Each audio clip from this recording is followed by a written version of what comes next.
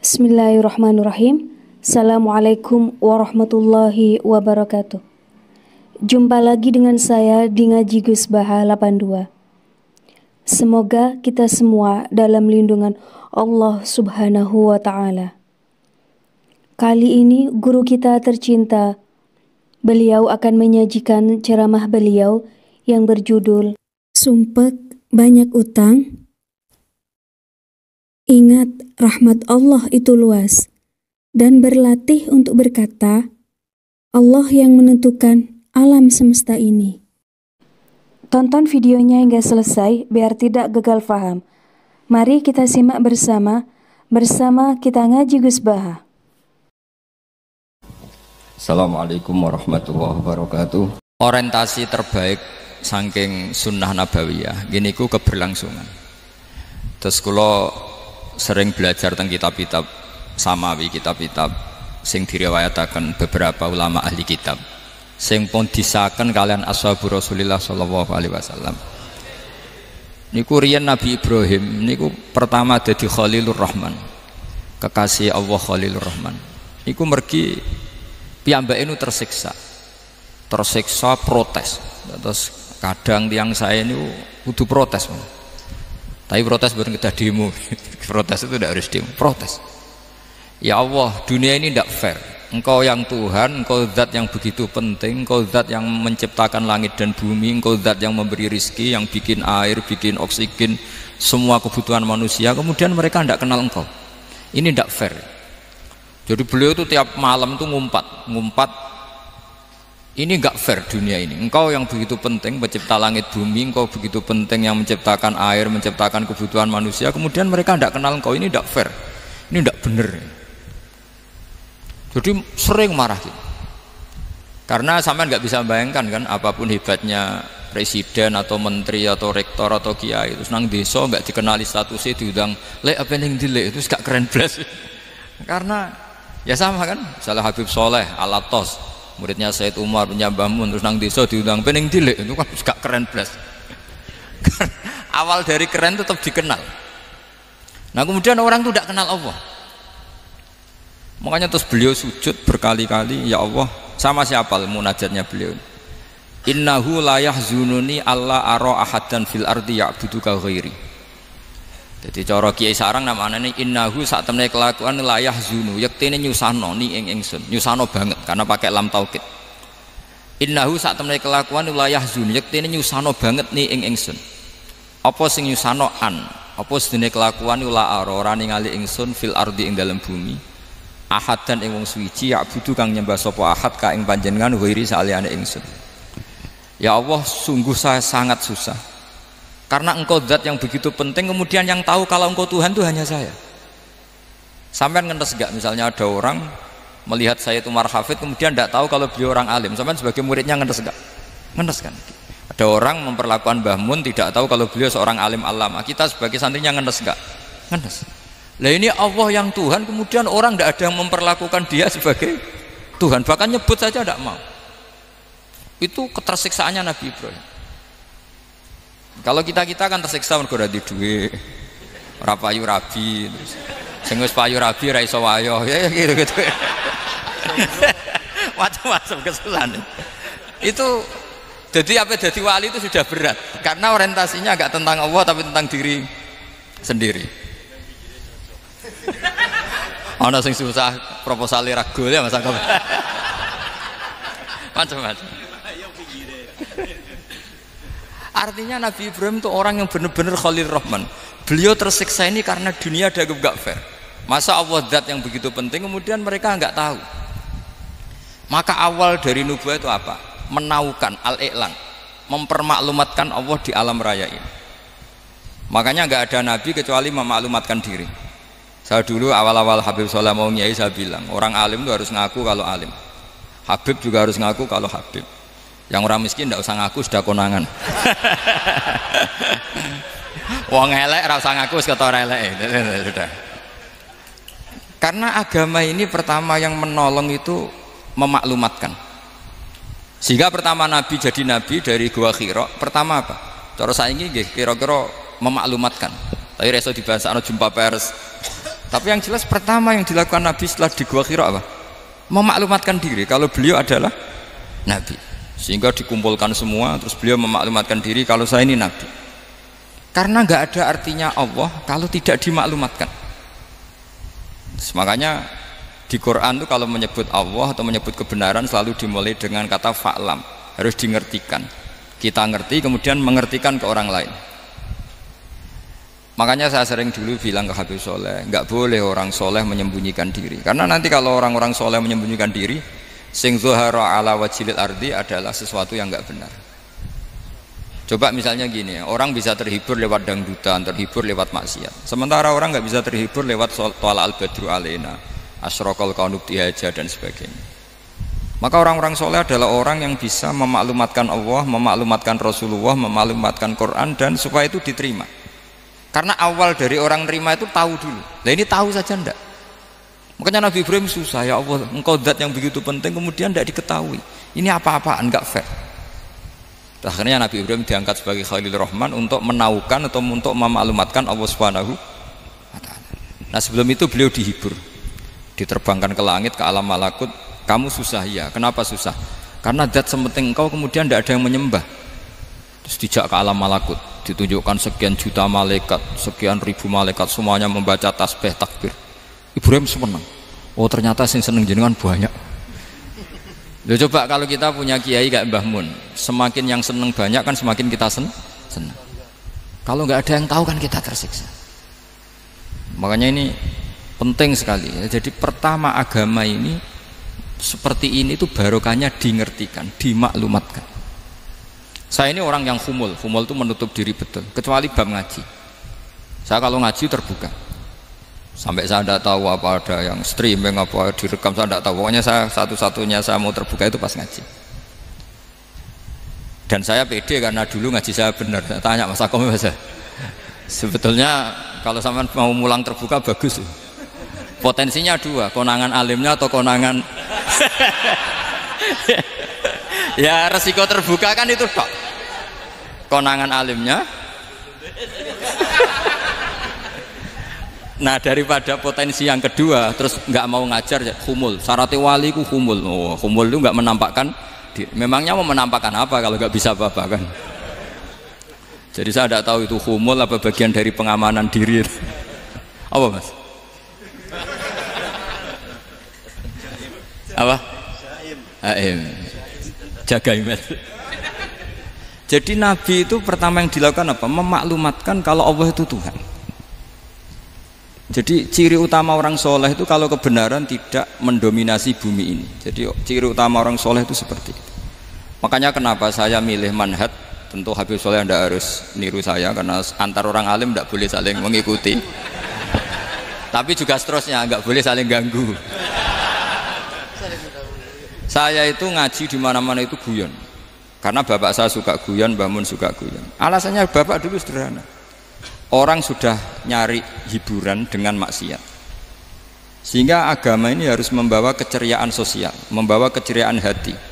Karena Allah ngendikan kul bi fadlillah wa bi rahmati fa bidzalika falyafrahu. Orang tuh harus senang dengan kebaikan. Orang happy dengan thala al-badru alaina, happy dengan manaqibul akhyar, dengan fadhailul akhyar.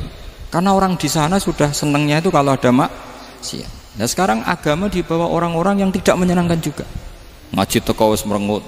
Ada muridnya salah duduk marah, salah posisi meja marah. Lalu orang-orang kan mikirnya kan daripada ngaji dimarahin terus mendingan ndak kan. Makanya Nabi itu paling marah itu kalau satu kebaikan jadi problem. Mu'ad bin Jabal itu pernah ngimami lama sekali. Dan yang makmum itu akhirnya mufarokoh. Dulu belum ditemukan fikih, tapi orang ini sudah berani mufarokoh. Jadi ini termasuk mujtahid sebelum tahu Fathul Mu'in, tahu Wahab, dia sudah berani mufarokoh. Jadi sudah luar biasa. Karena bangsa ibadah yang agak-agak ngawur itu tanpa diajarin sudah do pinter sendiri. Dia mufarokoh. Ketika dia mufarokoh, komentarnya Mu'ad, dia munafik. Sholat belum selesai kok mufarokoh. Singkat cerita Mu'ad melaporkan itu ke Rasulullah. Si tukang penggembala ini juga melaporkan ini ke Rasulullah. Tapi apa kata Rasulullah? Yang Rasulullah itu yang bela, malah bela yang penggembala tadi. Afattanun anta ya Mu'ad. kamu itu tukang fitnah. Agama ini kalau kamu model begitu orang lari. Basyiru wala tunafiru, yassiru wala tu'asiru. Padahal ini baca Quran panjang, harusnya kan ibadah. Tapi karena ini menjadi problem sosial, orang menjadi tidak nyaman jamaah, itu sudah disalahkan Nabi. Karena tadi, kalau agama ini jadi problem, maka masalah besar.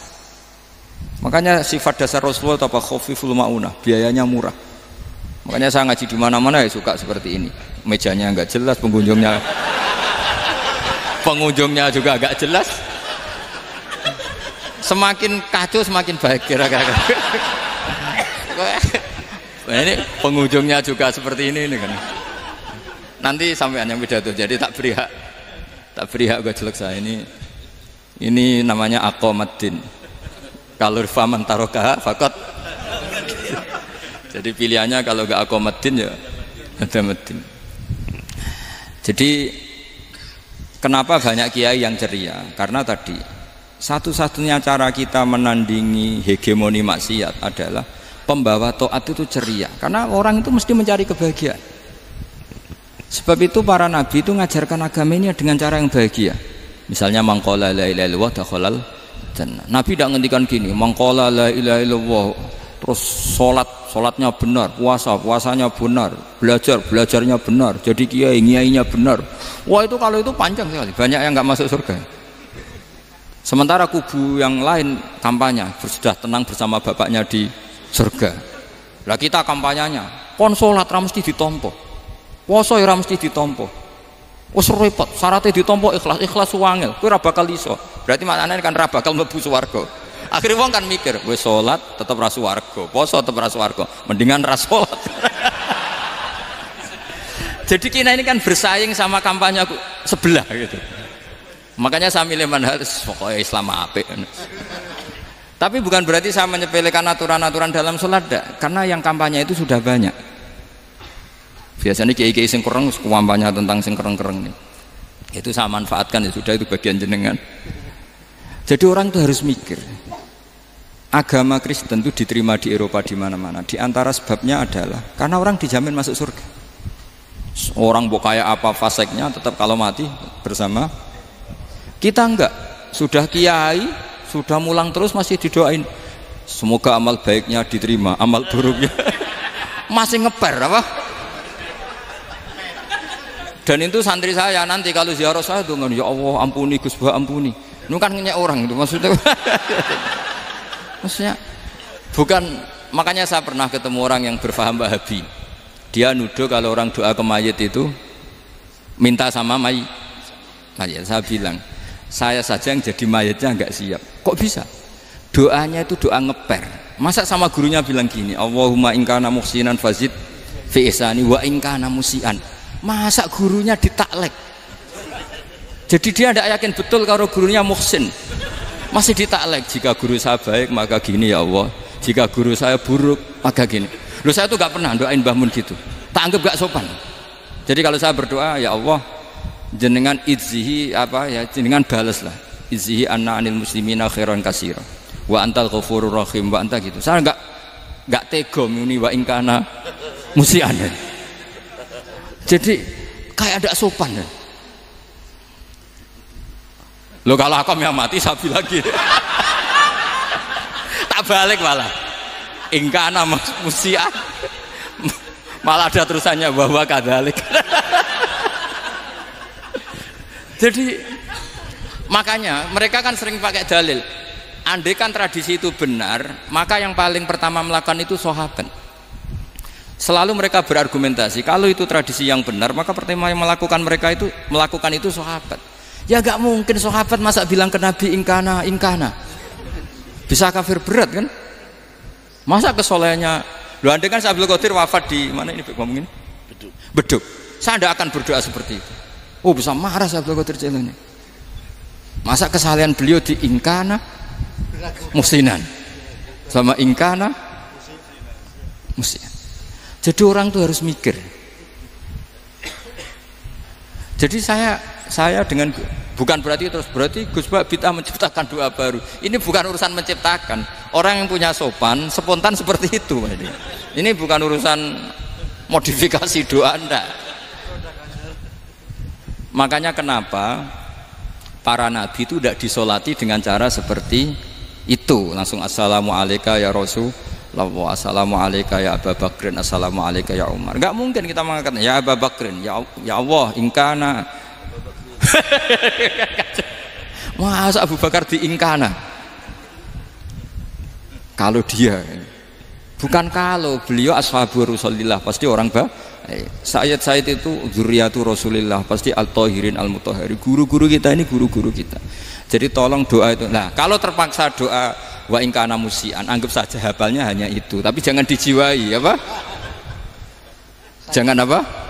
Dijiwai. Kalau ditanya, "Lho Gus, ini orang soleh kok doanya wa in kana musian?" Itu kan guru jenengan. Apalku ikut tok. Tapi ora usah dimaknani, apa? Karena sekali dimaknani nanti kan. Jadi ini urusan etika, urusan rasa. Saya teruskan ya, karena jadi saya mohon sekali, apa-apa itu ada aturannya. Ada aturannya. Ya tentu kita ikut masal saja. Semua selain Nabi, selain para wali kita nggak apa-apa doa Allahumma in kana musinan wa in kana musian. Tapi di hati kita sebetulnya ketika mengatakan in kana musian itu coro Jawa hanya rapalan. Rapalan itu ya sudah ngomong saja, tapi nggak usah apa? Nggak usah dijiwai ya.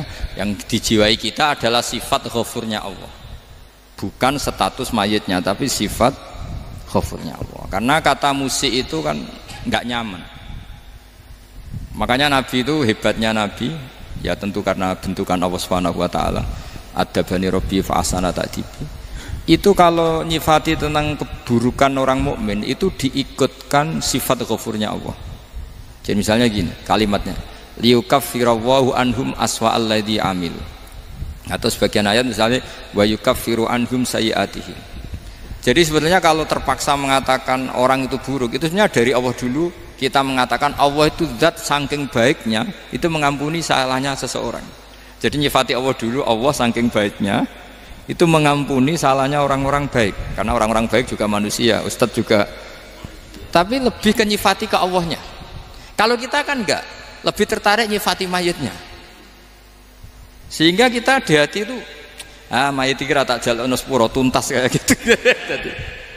Jadi kalau di Quran tidak seperti itu. Jadi kita lebih mensifati Allah itu Ghafur, Afuwun Karim.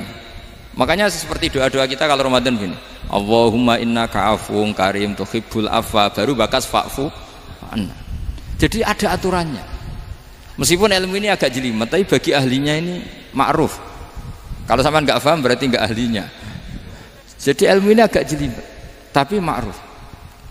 Nah, sehingga Rasulullah kalau kita meyakini syafaatu Rasulullah SAW, itu cara berpikir harus kita balik.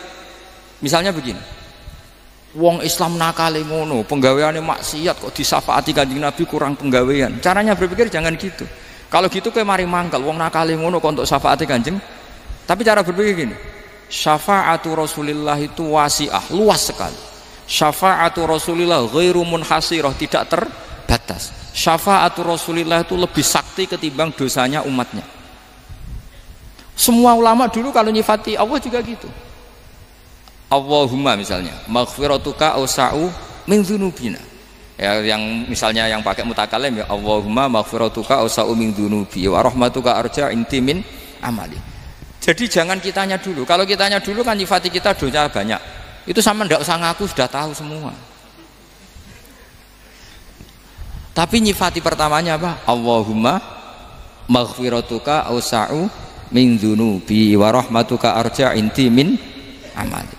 Sehingga dari nyifati maghfiratullah yang wasi'ah, yang tidak terbatas, kemudian kita sah mengatakan bahwa ahlul maksiat pun mungkin atau berhak dapat ampunan. Sama, syafaatu Rasulillah itu ghairu munhasirah, syafaatu Rasulillah itu wasi'ah. Sehingga sahlah riwayat syafaati li ahlil kabair min ummah. Itu bukan menyangkut melegalkan kabirah, bukan menyangkut mengesahkan orang Islam dosa besar, karena nanti dapat syafaatnya Rasul.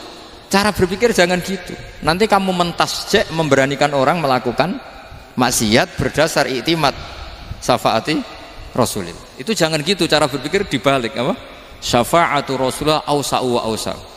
Sangat Sehingga saking luasnya sampai yang tukang maksiat saja kebagian. Sama rahmatnya Allah Ta'ala itu wasi'ah, rizkinya Allah ya wasi', sampai wong nganggur ya iso mangan ngono.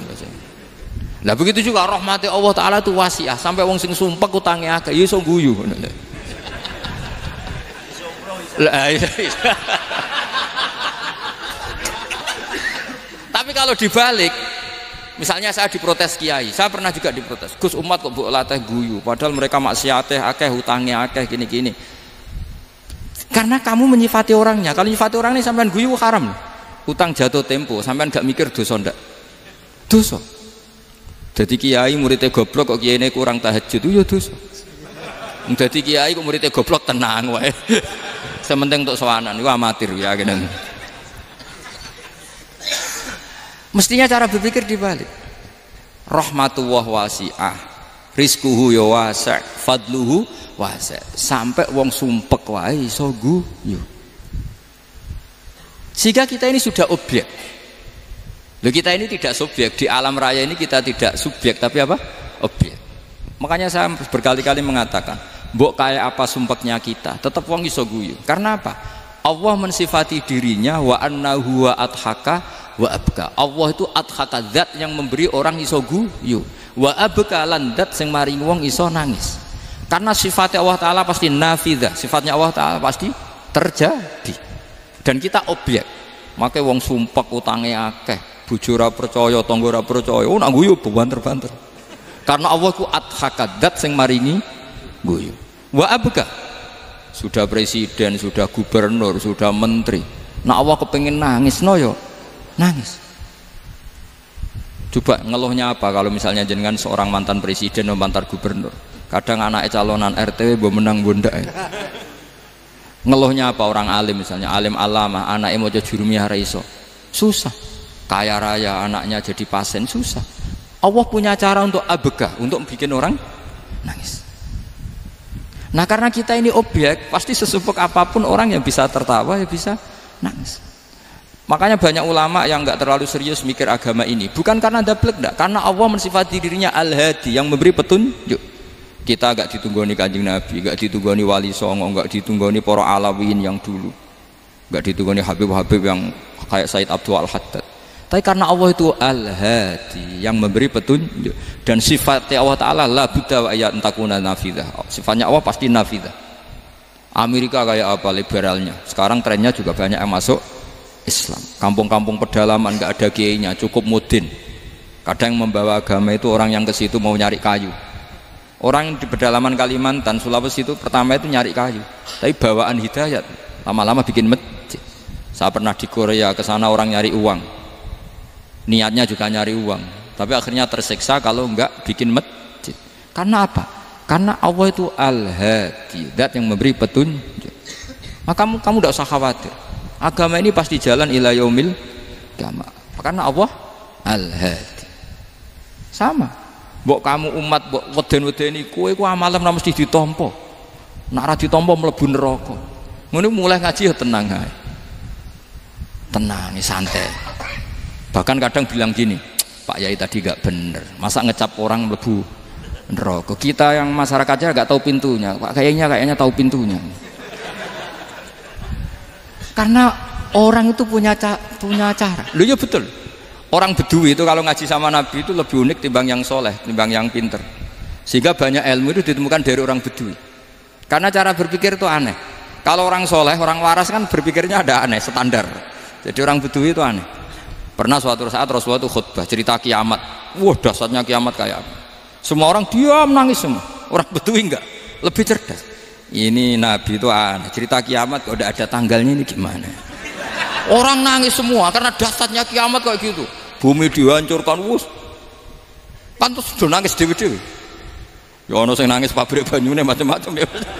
Ini kalau kiamat gimana ini perjalanan air kemasan saya kan orang mikir mikir dewi-dewi gitu. Tapi ini enggak. Orang Bedui cara berpikir tuh enggak. Malah ya Rasulullah mata saat. Engkau itu cerita kiamat tapi enggak jelas tanggalnya. Kalau cerita kiamat ya harus jelas dong kapannya. Jadi unik. Jadi cara berpikir sahabat kaget semua loh. Karena gak kepikiran. Nabi a'radu anhu, a'radu itu mengabaikan. Banyak sahabat yang menganalisis lam yasma kan. Nabi memang gak dengar sehingga mengabaikan. Ada yang analisis lagi sami'a wa kariha. Sebenarnya Nabi dengar itu gak berkenan karena tengah-tengahnya khutbah kok tanya. Tapi si Arabi ini cerdas, masuk akal kan? Misalnya mau pilihan presiden, orang mesti tanya kapan kan gitu. Ya kan? Mau ganti presiden atau ganti bupati, takarannya orang kan kapan? Kayak Mas Akom jadi wali ndak? Pertanyaannya kan kapan? Kalau jatuhnya kan sudah ya. Sehingga tanya, mata sa'ah ya Rasulullah. Lama-lama Nabi diangen-angen, bener juga orang ini. Saya cerita kiamat kok gak jelas kapannya. Ini Nabi menjawab. Tapi karena Nabi orang-orang yang sangat pinter, tanya balik.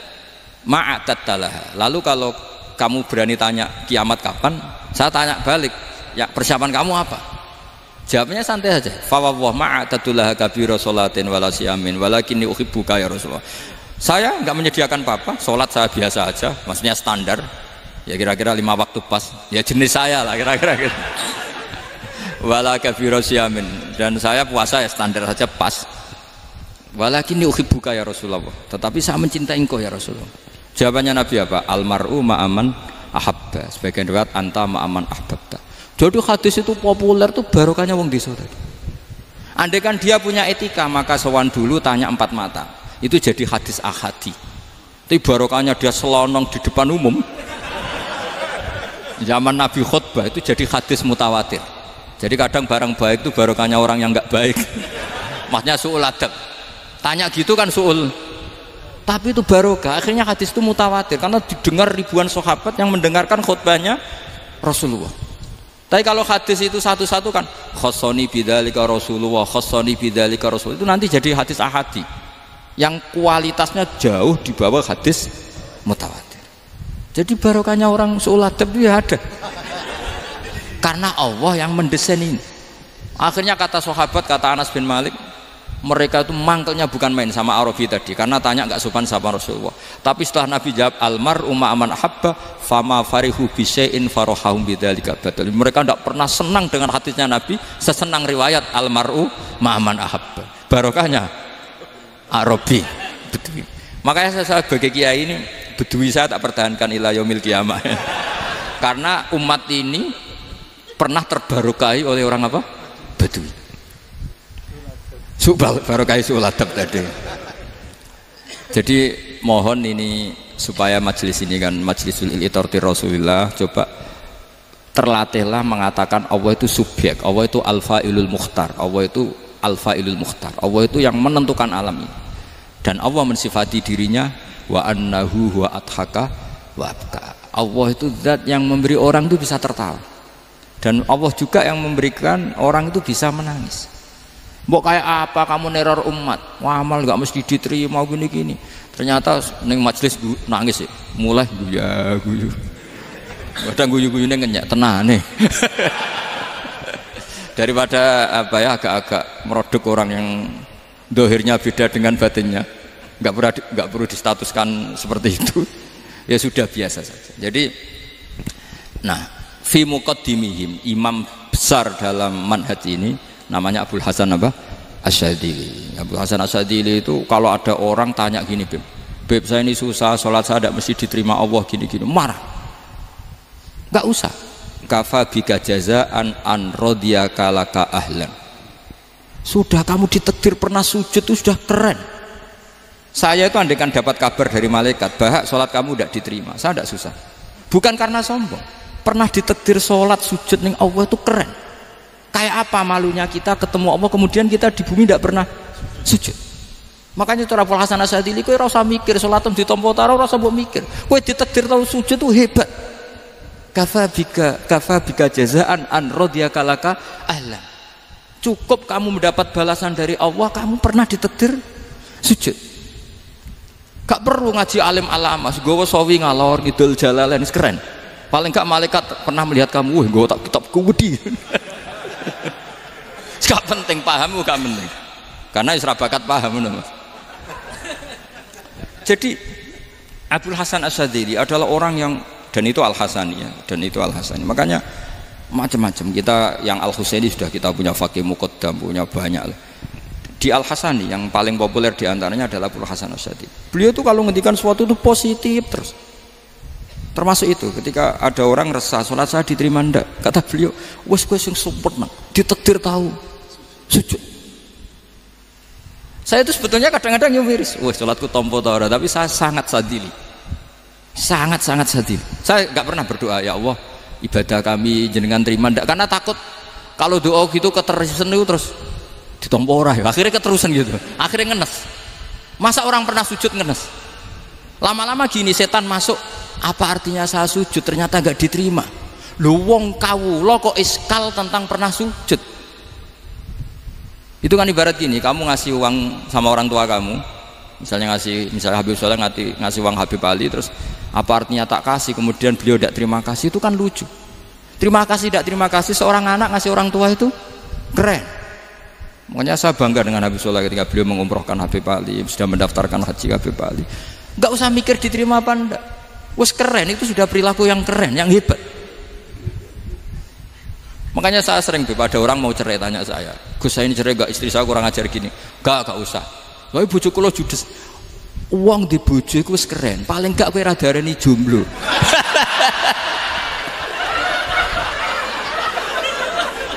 Oh diarani duda ora enak. Wes luwe sabar di diarani duda mek diarani bojo judes. Enak bojo judes cek gagah. Di bojo lah. Oh iki. Provokator itu. Jadi kafabika jazaan an radiyaka laka alan, sudah ditakdir pernah sujud itu sudah keren.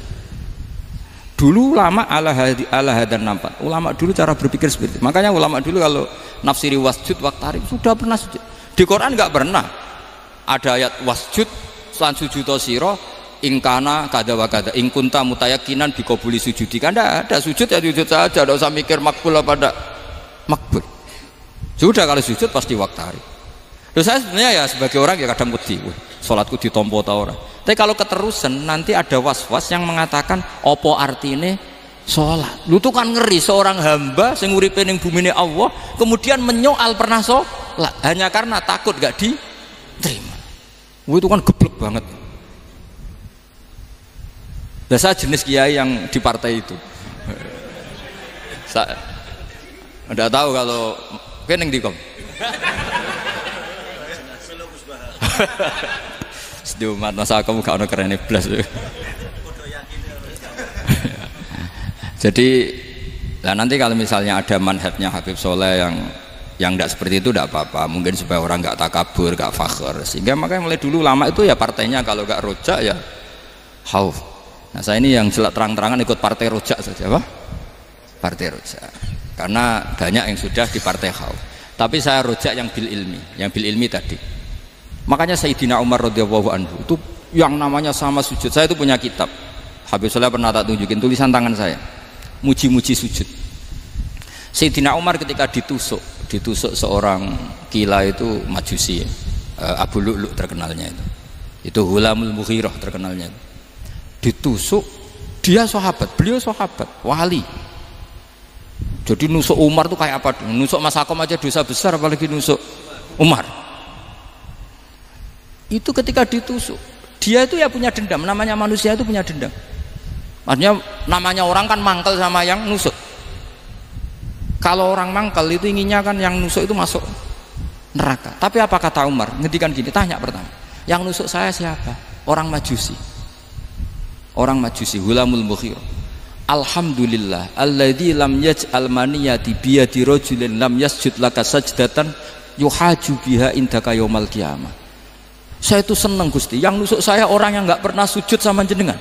Jika kalau saya dendam supaya dia masuk neraka, saya nggak takut orang itu nuntut sama saya. Tapi kalau dia pernah sujud, pernah sholat, kemudian dia masuk neraka karena nusuk saya, kemudian dia berargumentasi, saya pernah sujud ya Allah, kenapa engkau masukkan neraka? Saya tidak berani jawab ya Allah.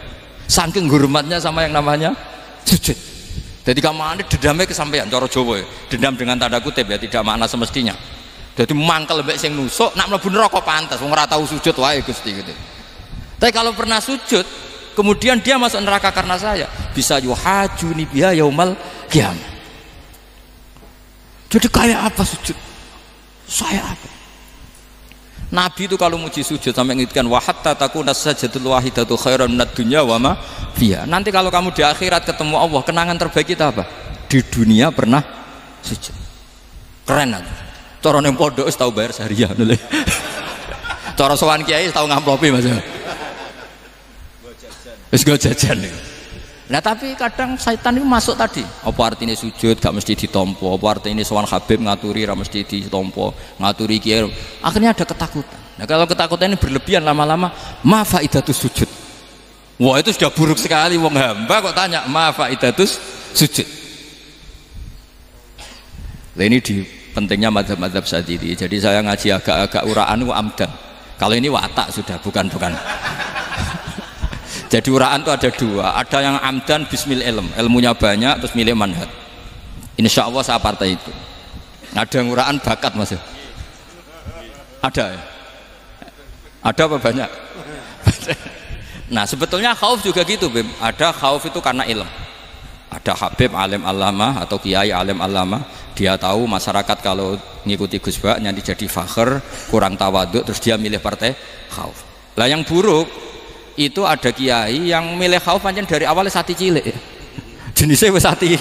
Jadi sebenarnya dia tidak cukup ilmunya nerangkan khauf, cuma jenisnya wis sati cilik. Wong ning omah lawang dikunci ono gludak-gludak, ono hantu putih.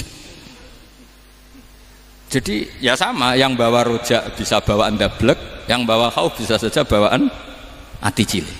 Nah kita ingin yang bawa rojak ya bismil ilm, yang bawa khauf juga bismil ilm.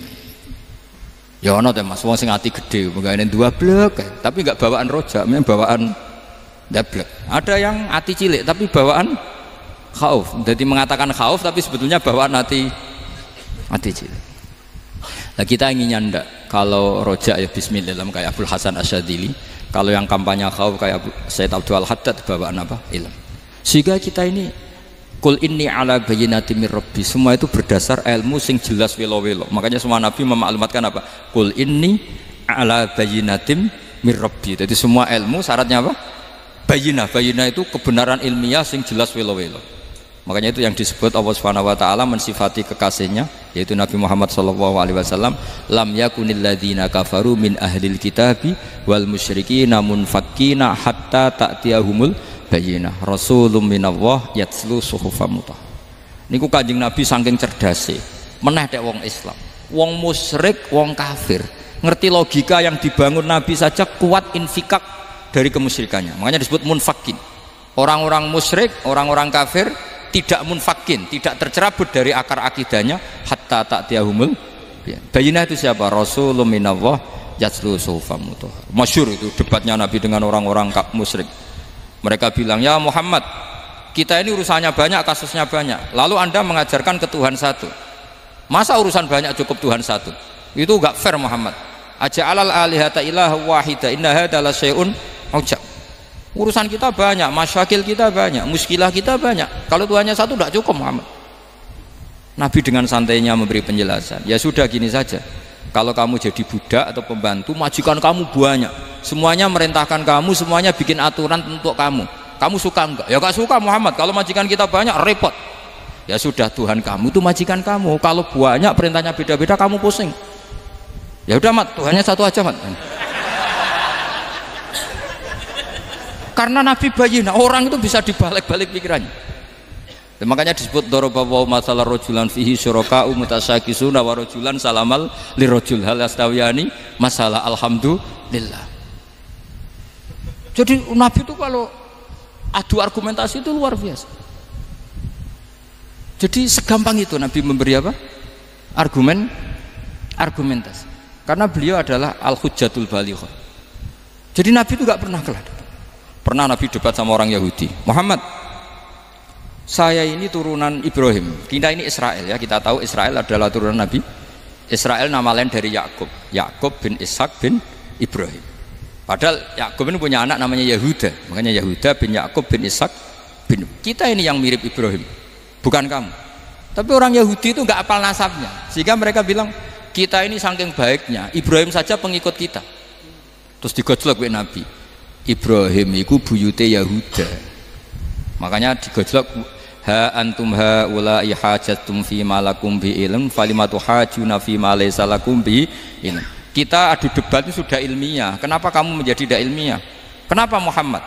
Terus Allah menurunkan wa ma unzilatit Taurat wal Injilu illa min ba'di afala ta'qilun.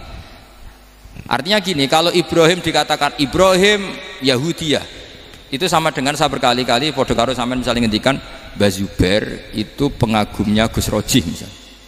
Padahal Gus Roji bin Ubab bin Maimun bin Zubair, misalnya Gus Roji bin Kiai Haji Ubab bin Kiai Haji Maimun bin Kiai Haji Zubair.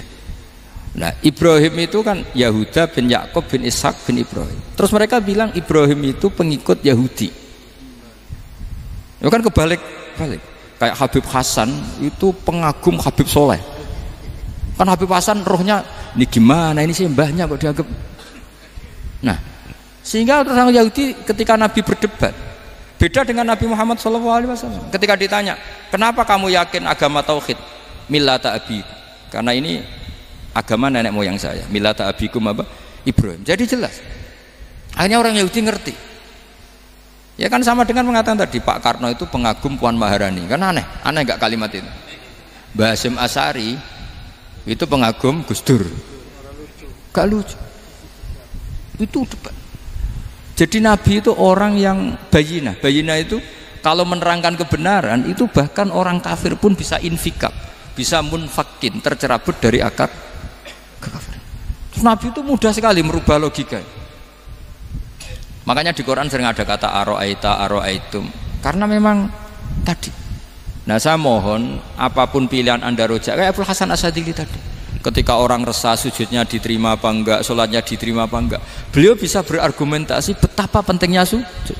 Wes aja kowe iku kawula, tahu sujud iku keren. Saman bayangkan betapa malunya kita kalau kita ketemu Allah kemudian di dunia enggak pernah. Lho paribasane kula mlebu swarga lah iku isin. Mlebu swarga tapi ning donya ora tahu. Isin.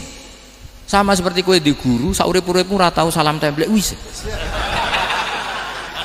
Kira-kira seperti meskipun salam template ora penting. Ya ora penting to, misalnya soalnya salam template 50.000 duwe wis akeh ngono kan. Nak masakom penting kudu rokok.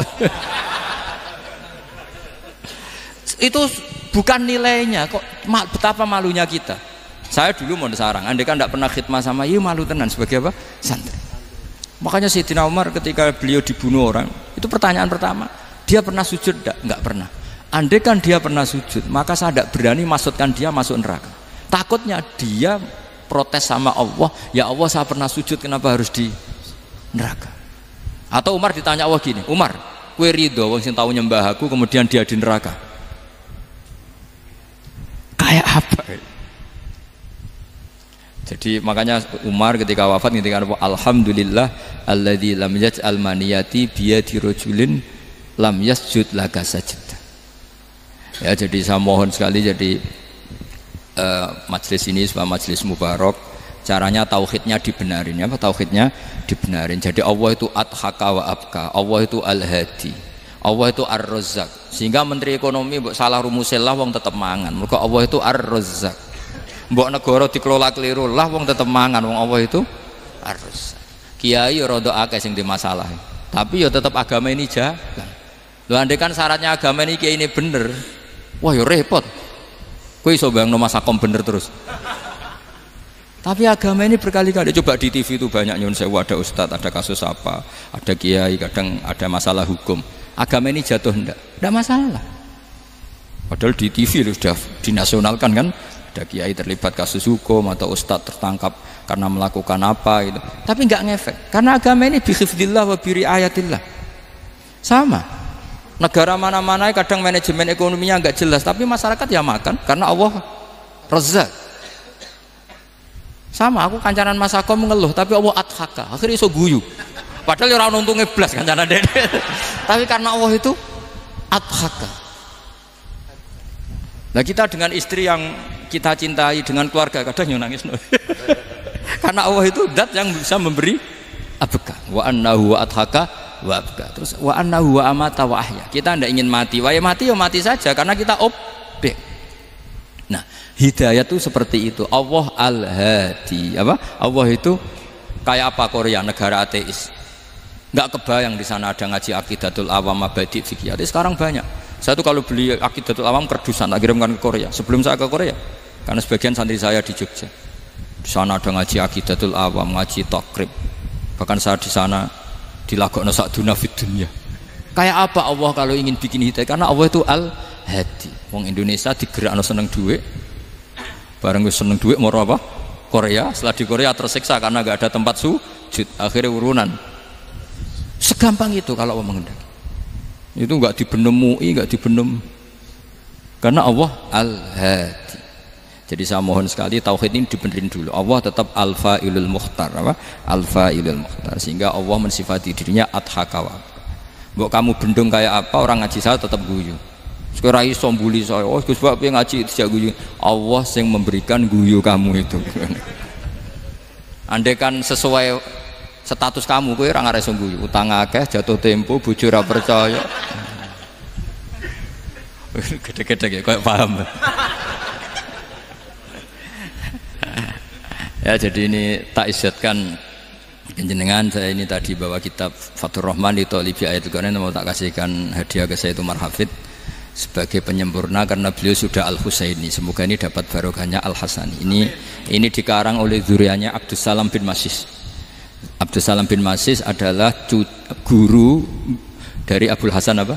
Asyadili. Jadi kita tahu Sahibul Hikam Ibnu Athaillah As-Sakandari muridnya Abul Abbas Al-Mursi. Beliau muridnya Abul Hasan Asyadili. Beliau muridnya Abdus Salam bin Masis. Yaitu Alami Zada ini min dzurriyyati Abdus Salam bin Masis. Jadi ini Al-Hasani. Jadi ini sudah klub karena mulai dulu ya tradisinya gitu. Banyak sabaib ngaji Barojak, Bafadol. Nanti yang Bafadol Barojak yang ngaji Habib lagi. Seperti sanadnya Soleh di Sarang. Ya Soleh ngaji Mbah Mun. Tapi Mbah Mun ngaji Sayyid Alawi Sadat ya. Ngaji Sayyid Zaini Dahlan. Nanti setelah Sayyid Zaini Dahlan ngaji Ajam lagi Usman Adim Yati. Jadi ya biasa mulai dulu silsilah ya seperti itu. Jadi seperti dulu Ibnu Abbas termasuk Qorobatu Rasulillah. Jadi dulu Qorobatu Rasulillah itu Bani Hasyim sama Bani Muttalib. Tapi kalau sekarang ya tentu para sadat, para habaib. Dulu biasa Ibnu Abbas ngaji ke Zaid bin Sabit. Itu Ibnu Abbas yang mencium tangannya Zaid bin Sabit. Tapi Zaid bin Sabit juga mencium tangannya Ibnu Abbas karena Qorobatu Rasulillah sallallahu alaihi wasallam. Jadi saya mohon semuanya itu insaf bil ilm, ya, insaf bil ilm. Kayak tadi munfakina hatta ta'tiyahumul bayin. Jadi bayina itu orang yang kalau menerangkan itu memberi penjelasan sing jelas welo-welo. Itu siapa? Rasulun minallah yatslu suhufam mutahharam. Al-Fatihah. Alhamdulillah, telah kita simak bersama kajian beliau. Semoga bermanfaat dan barokah. Amin. Terus dukung channel ini dengan subscribe, like, dan share. Terima kasih. Wassalamualaikum warahmatullahi wabarakatuh.